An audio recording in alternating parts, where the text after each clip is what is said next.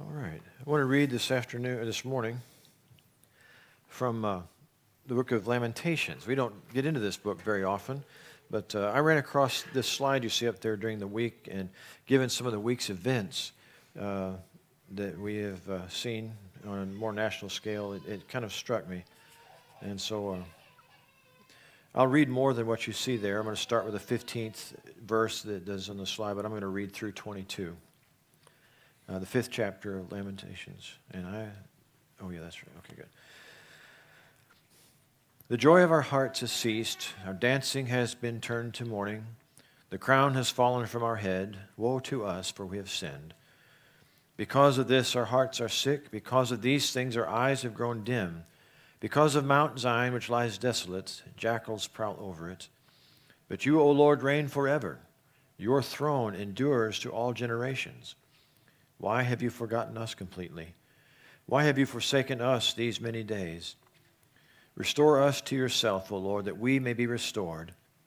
Renew our days as of old, unless you have utterly rejected us and are angry with us beyond measure. May God add his own blessing in reading to the reading and hearing of his holy word. My kids will tell you that if every time I see somebody in a St. Louis Cardinal hat or shirt, I will stop them and talk to them and ask them, how many times? Can you count? Except for once. This week, I had to pass somebody. They were in the lobby of the hospital. I was on the way up to see your mother. And I almost did, but no, that's not what I'm here for. And here's the thing. And maybe it's like this with other fan bases too, but it's just, I know, growing up there and being a part of that community in a way, and how the fans around the team kind of gel, it's just really kind of unusual to me. I've lived in other places where they've had teams. It's not the same. And there's a different kind of camaraderie, and it seems like all kinds of barriers cross when you have that symbol on your hat or wearing the shirt. And I've enjoyed it, getting to talk to somebody once in a while. And see, that we had a winning season this year. They didn't make the playoffs, and see, that's not good enough. And it's amazing to see everybody's upset. And I couldn't watch a lot of baseball this year because I get too wound up. I can't. It bugs me so bad when they lose, and it ruins everybody else in the house. So I just have to back off a little bit, but we'll be back next year. What I'm thinking about here, though, is what is it that binds people? What is it that brings us together? I can remember as a kid, I don't remember the case. I couldn't find it. I don't have enough memory of it all, of the details couldn't find to look it up. But I remember as a kid, right around in the 70s, I was still upper elementary age, I guess, so we're talking about right in the very beginning of the 70s. And there's somebody had been caught for treason, or it was a story that had happened, and that was the first time I'd become aware of it. And I just absolutely could not believe it. It was a shock to me. Because even though it's a simple kind of example, for me to think anybody who was ever a Cardinal fan would ever stop being one is just nonsense. It just isn't the way God made the world. All right, so that's maybe lighthearted, but when you stop and think about something bigger, we're supposed to be people who are loyal to our nation, and that hit me in a way like I just couldn't believe that was possible. And now, it's almost like it doesn't surprise us. We just know those people are out there, and they're giving loyalties to something really crazy like ISIS, or they're just spilling information out in the world somewhere and trying to embarrass people, or I don't know what all the purposes are all the times. It's so different. It's so different. I still can't understand how people can, isn't that supposed to be born into us? Aren't you supposed to be loyal like that to your family, for instance? It's such a strange place. There's always been, I guess, an exception once in a while. But it doesn't feel like it's such an exception anymore, does it? Things are so different. And it's so disturbing, and it's changed so much just in the last number of years. Lamentations, that we read this part of, is a book that is about the fall of Judah and Benjamin, the two last tribes of God's people, the Israelites. Technically, Israel is already gone. So after when Solomon died, the kingdom was divided. So you had David united the kingdom. After Solomon died, it was divided. You had 10 tribes to the north and 2 to the south. And Assyria came in. Tiglath-Pileser was the ruler, and they came down and they defeated the 10 northern tribes of Israel and carted them all off. That was the practice in those days. You defeat a people, you take all of the folks that can lead or have some kind of ability, the merchants, the people who make money, the rulers, or politicians, or the people who are scientists, or whatever. You take those people and you leave kind of the farmers and the basic workers, and so that you can still produce something, and then you collect what they produce. That's kind of what your payoff to the country. You as a vassal state, that's what you do. So the 10 tribes were scattered among parts of the Asian Minor, and they never came back. They never really came back, and that was a big part of that. We call it the diaspora. Now you hear about the 10 lost tribes. There they are. Judah and Bethlehem were a little different. When Tiglath-Pileser came down to Jerusalem to take them as well and take the city, Hezekiah being the king, he being faithful, as the Bible story tells us, being faithful and trusting God to protect them, it was not defeated. And so there was a great disease outbreak within the camp of the Assyrians, and they left, and Jerusalem was saved.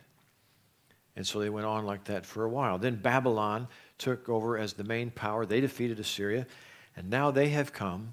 And Lamentations is about the grief and the mourning and the begging for mercy that takes place after Babylon has won the battle and the people are leaving in exile.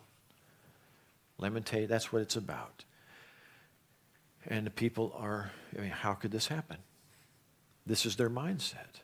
How is this possible? We have had this belief all along that it's like this. God showed himself, made his dwelling place, the temple, the Mount of Zion, the highest point in the Jerusalem area.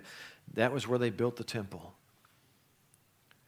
And that was their place. And now it's been destroyed in the process of the battles. And what does that mean? Does that mean that our God has been defeated? He's not the greatest single one God at all? Does it mean that Babylonian gods are actually real and greater? Does that mean that God will no longer keep his promise? He promises to keep us as a nation. And now this is all changed and we're going to be carted off to some other land? Everything about their existence, everything about their understanding of the world, not simply how it works, gravity makes things go down and all. I'm talking about what the world means. What the world means. That's all changed. And we read this incredible passage, which at the end, it talks about how the joy has ceased.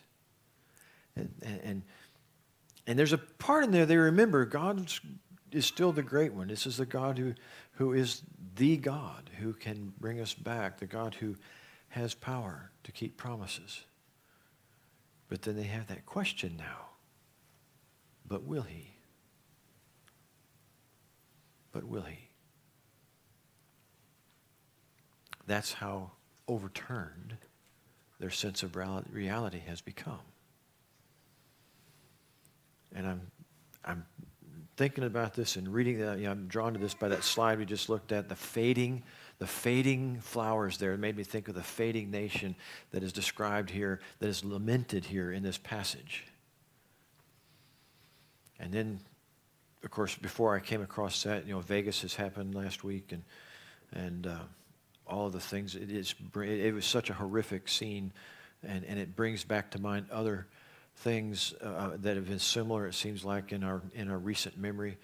And I started looking up a little bit of information, and I was just stunned, more than I was already. I don't know if you've seen this, but in this country, I don't know who came up with the definition, but it's the accepted definition of a mass shooting is anytime 4 people or more are injured by a single shooter.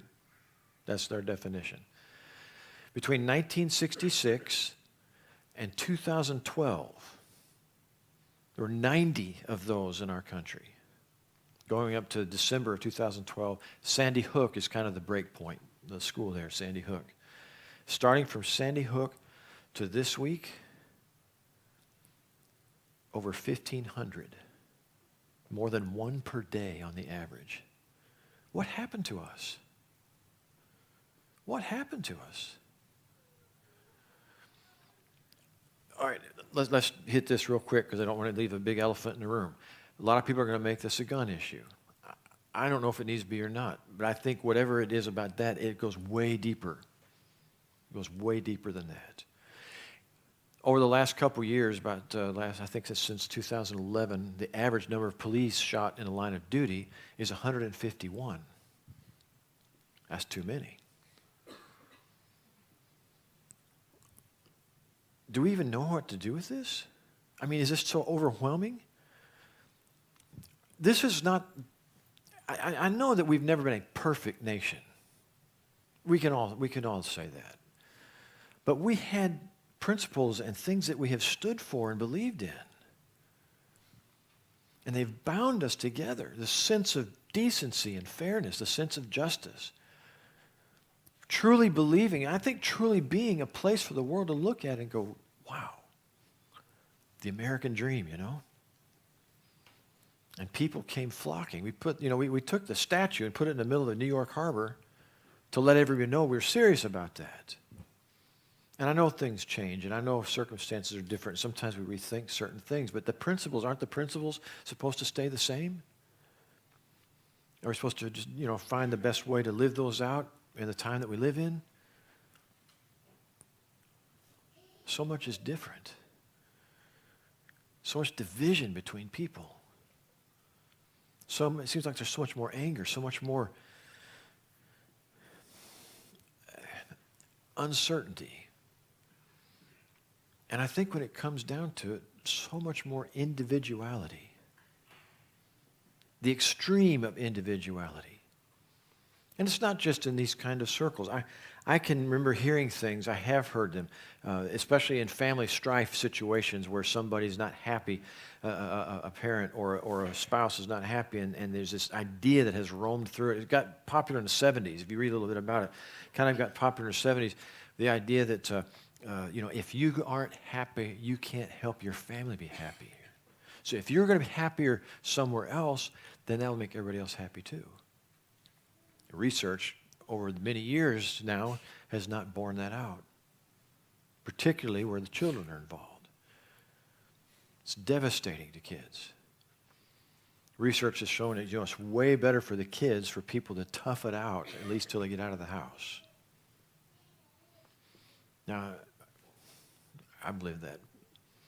I lived the bad side of that a couple times, and I can tell you the truth of that. From in my personal experience, that's borne out what the statistics have shown. It's a change. It's a change from what we used to say. You expect this is the right thing. You make things work. But we don't do that anymore. What's different? Something's different in our fabric. Things have faded, it seems like, from what we used to be. Years back, we haven't looked at this we're not looking at this kind of thing for the first time. Years back in the 1860s, I think it was 63, but I can't remember for sure, Abraham Lincoln issued a proclamation. We've read it in this church before as a reminder. Asking God for forgiveness. He was asked by Congress to do this. Okay, maybe we weren't a Christian nation on some kind of official document, but we lived this. Asked by Congress to declare a statement of national clemency, of forgiveness, and he did. Reminding us that we had become arrogant as a nation in our progress and our wealth, having grown in such ways as no nation has ever done before. And because of that arrogance, we had stumbled and moved away from the paths of God. And he as president, on our behalf, begged for forgiveness and asked the nation to take a day. They declared a particular day as that day of clemency. In that proclamation were these words, "We have forgotten who we are." We have forgotten who we are. I feel like that as a citizen in our country. And we're not supposed to put our country above God, and that's not what I mean to do here. That's not what I mean to do here.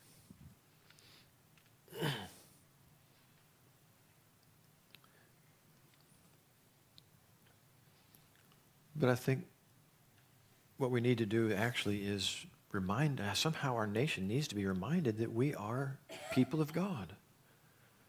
I think that's important. That we have something in common that binds us together that's greater than ourselves. That makes our communities something special. Susan talked about this in our prayer time, about what this church has meant to her.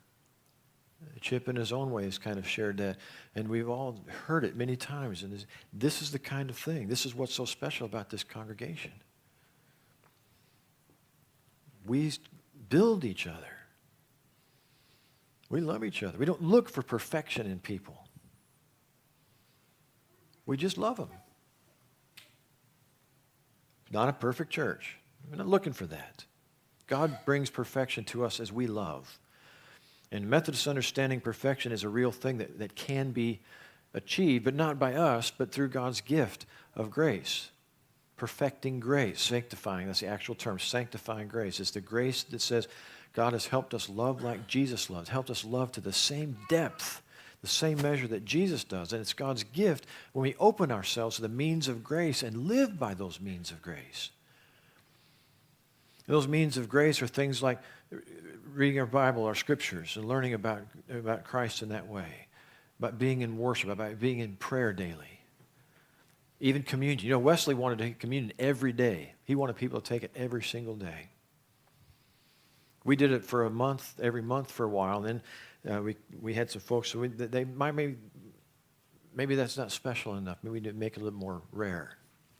We did that throughout the summer, and I've asked already if we'll go back to the monthly. I just feel like that's a means of grace. When we open ourselves, keep ourselves in the means of grace.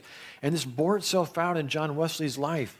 Later in his life, in the mid-1760s, he came to a place of disillusionment in his own personal faith. There was a time of weakness in his faith, and I don't know what led to it. It's never really been, I've never found it, but I've read the letter that he wrote to his brother in that time, saying basically, I don't know if I've ever believed in God. I don't know what I'm doing. I feel so lost. But what did he do? Did he choose another way that would make him feel happier? No. He stayed with the means of grace. He continued to stay with his Bible. He continued to worship on a regular basis. He continued his own personal practice of taking communion every single day. He stayed in the means of grace. And in time, he got through that difficult stretch in his life, and he was even more empowered in the ministry that he gave to the people around him. When things get the hardest, that's when we need to stick the closest to the faith that keeps us strong, the faith that gives us meaning, that defines who we are, not just as individual people, but as a family of God, as a community within the kingdom. And that's got to go just, that can't just be us here, though I think we're pretty good at that. And I was so grateful that we were in, not just that we helped with the fall festival yesterday, but we were providing an opening for a time of witness to people. Just a simple way to say, we're here, we know you're there. Here's another opportunity to come see us. And that's the trunk or treat coming up. And there are sometimes more direct ways we do it, like the book bag fair. Making connections with people so that they see the presence of God around them and near them.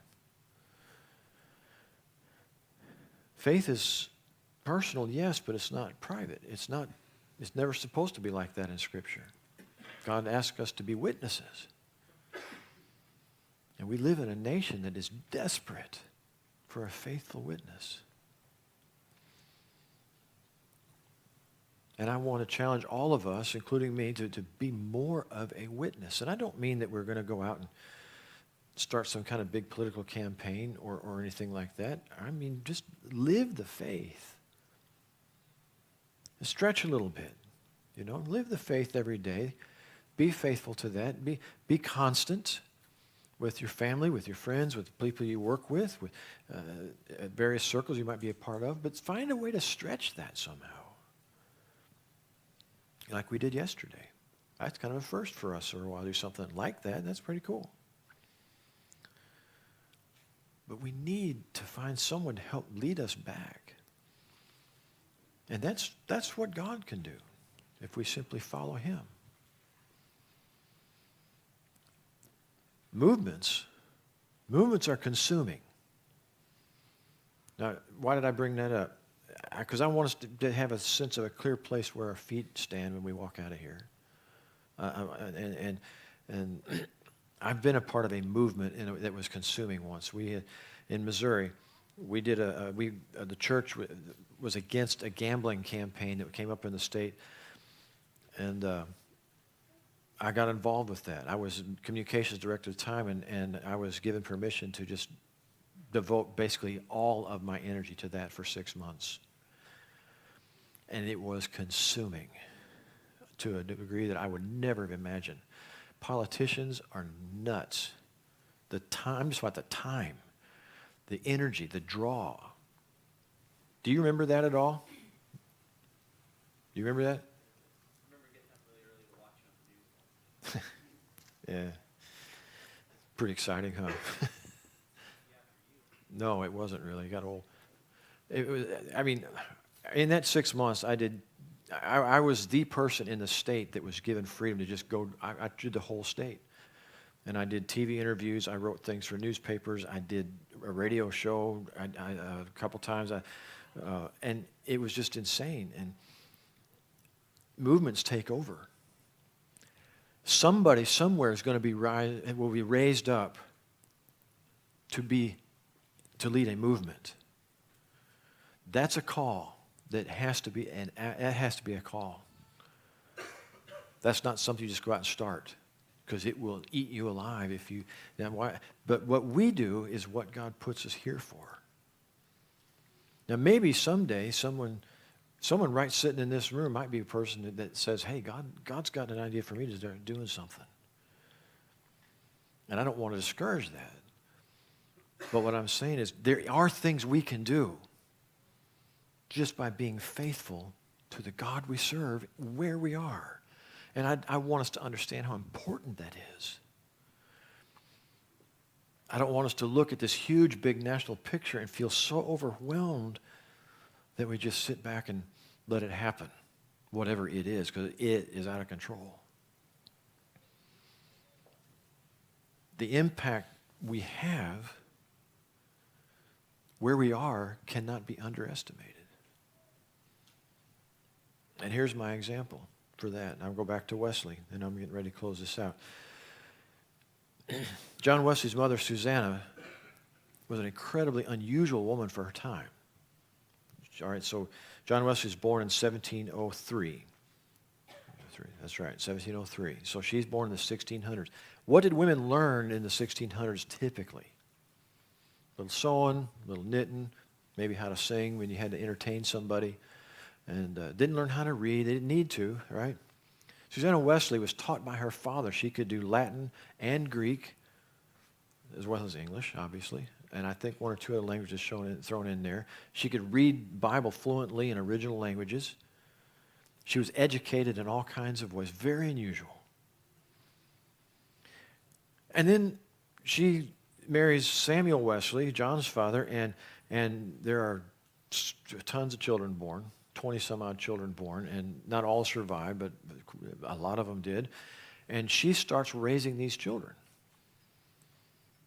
Did she have any idea she was raising somebody, two somebodies, John and Charles, who are actually going to start a movement that would actually change the face of the world? Don't think that was her plan. What did she do? She was faithful to the place that she was put. And she taught all of her children, boys and girls, how to read, taught them with the Bible. That was their grammar book. They learned their letters. Everyone got their own little bit of time every single day, starting at the age of 5. Two of those children started a movement and continued a movement that has literally changed the world and is why we sit in this room this day. Don't underestimate what you think might be little things that we do in faith, because they are critical. They are critical.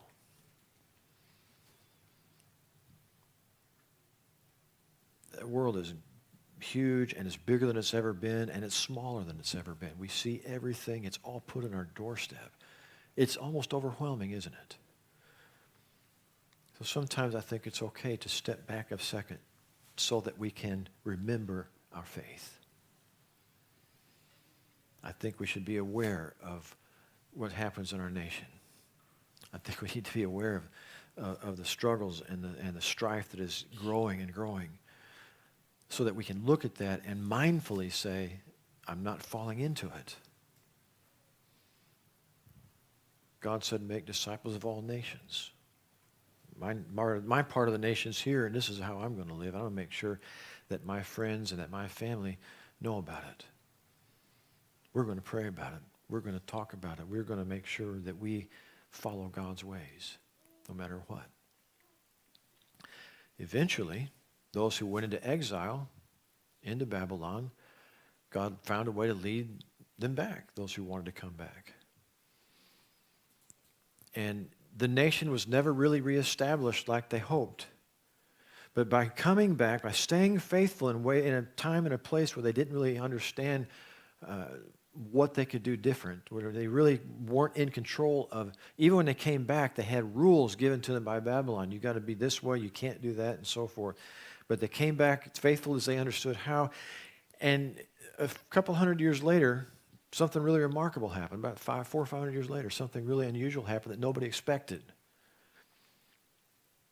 It's called Jesus. Through imperfect faithfulness, through strife that they couldn't understand, through a darkness they could not see beyond, their ability to be faithful where they were allowed them to be at a place where God could bring Jesus to us. Don't underestimate the power of small steps of faith. Cling to those tightly. Live them fervently. And trust the God who makes all of us together who we are.